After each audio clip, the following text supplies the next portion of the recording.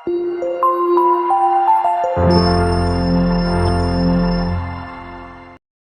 anak ibu ingin dimudahkan pengetahuan oleh Allah, Allah yang punya ilmu, Allah yang punya pengetahuan, Allah yang punya wawasan segalanya, semua tidak luput dari Allah. Ya, perhatikan, wa huwa ala kulli syai'in qadir, wa huwa bi kulli syai'in alim. Semua Allah tahu.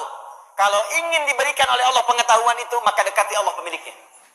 Bagaimana caranya? Salat. Salat, salat, salat. Tingkatkan salatnya. Maka anak ibu jaga betul disiplin salat. Masih ingat nasihat Nabi? Jika anak usia 7 tahun ajari mereka salat. Usia dia 10 tahun menjelang balik tidak mau salat, maka berikan pelajaran yang membuat dia mengerti. Berikan pelajaran. Kenapa Nabi meminta anak salat, salat, salat, salat? Karena ada korelasi antara salat dengan kepintaran seorang anak. Dan kebaikan seorang anak. Jadi kalau anak dari kecil sudah rajin salat, demi Allah Bu, catat kalimat saya ini.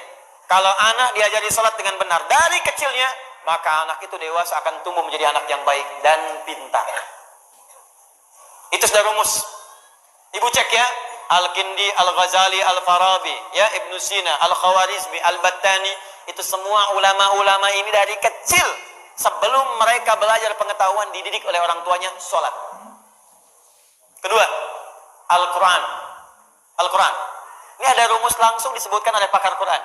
Kalau dia baru terlahir, di usia setiap bulannya, maka putarkan Al-Quran setiap juz setiap bulan. 1 bulan 1 juz.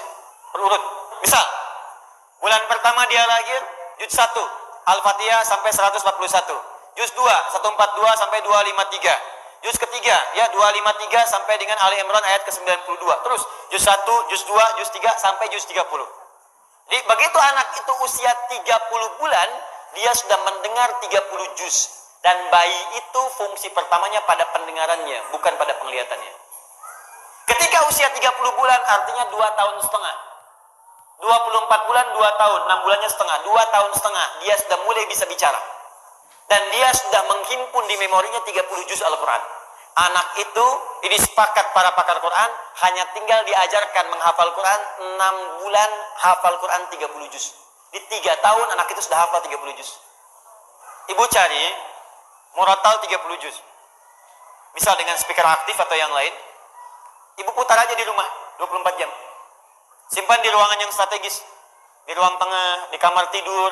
Saya biasanya di rumah itu di speaker aktif ada sesuai dengan tempat lah. Di setiap kamar kami simpan speaker aktif. Quran 24 jam aja putar. Di ruangan tengah ada di situ. Jadi tiap hari yang terdengar Quran. Tiap hari. Itu suasananya beda Bu, akan lain suasananya, beda. Ibu buka ya, ada kitab namanya Bidayatul Mujtahid. Sekarang banyak digandrungi, kitab fikih. Fikih perbandingan. Bidayatul Mujtahid ini Bu, itu tentang fikih perbandingan, tapi yang nulis dokter bedah. Dokter bedah, dokter spesialisasi bedah, hafal Quran. Dari hafal Quran ini belajar fikih. Hafal Quran, hafal fikih, kedokteran. Ibnu Sina, hafal Quran, hafal hadis, hafal tafsir, kedokteran. Al-Khawarizmi, hafal Quran, hafal hadis, ahli matematika. Tuh. Hampir semua. Bu, kalau nggak percaya silahkan. Dan saya coba memulai membuktikan itu, ternyata banyak dampak perubahannya, betul itu. Ya, saya belajar Bu, saya belajar. Dan ternyata fisika itu banyak yang bersinggungan dengan nilai-nilai keislaman. Ya, di bab gaya aja, gaya gerak sama dengan gaya dorong, F1 sama dengan F2. Ya, apa yang masuk itu yang keluar. Gayanya tinggi, pukulan kencang, rendah sedikit. Sama, iman sedikit yang keluar pun ibadahnya sedikit. Imannya kuat, dicas kuat, yang keluar ibadahnya kuat. Nah, sekarang anak fisika itu belajar untuk ujian saja. Anak sekolah belajar hanya untuk ujian, makanya ilmunya nggak dipakai dalam kehidupan.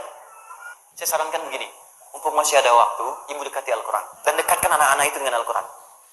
Itu Allah akan tingkatkan tingkat kecerdasannya. Kalau hafal dengan benar, itu minimal 3 kali lipat. Ada korelasi antara peningkatan kecerdasan dengan hafalan Quran. Antara hafalan Quran, karena Quran itu punya kurang lebih 52.000 kosakata. Penelitian menunjukkan orang yang banyak hafal kosakata itu akan berpengaruh pada wawasan. Dan karena dilatih cepat menangkap pengetahuan, dilatih cepat menangkap informasi, Quran itu kan paling dahsyat Bu. Belajar fisika, begitu disampaikan masuk, dibutuhkan keluar cepat. Biologi, dihafalkan masuk, keluar cepat. Makanya orang dulu, orang Islam dulu, itu walaupun mereka ahli biologi, matematika, bahkan kedokteran, itu rata-rata semua penghafal Quran. Masya Allah, itu dan kepake ilmunya gitu. Dan sekarang masih dikenal.